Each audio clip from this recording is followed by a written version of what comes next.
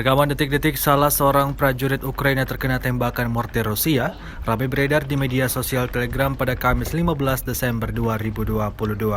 Sekelompok angkatan bersenjata Ukraina yang sedang beroperasi seketika panik kalang kabut saat mengetahui mereka dalam ancaman tembakan mortir pasukan Putin. Tembakan demi tembakan datang pada posisi militer Ukraina. Tampak salah satu rekan mereka terkena peluru yang diluncurkan pasukan Putin, alami luka pada bagian kakinya. Di tengah serangan yang masih berlangsung, sebagian dari mereka buru-buru kabur dan tak mempedulikan rekannya yang terluka. Memasuki hari ke-295, Rusia melaporkan 343 pesawat Ukraina, 183 helikopter 2.658, kendaraan udara tak berawak 396, sistem rudal anti pesawat dieliminir sejak awal operasi khusus. Dari kubu Kiev, Kementerian Pertahanan Ukraina melaporkan 740 tentara Rusia dieliminir dalam 24 jam terakhir.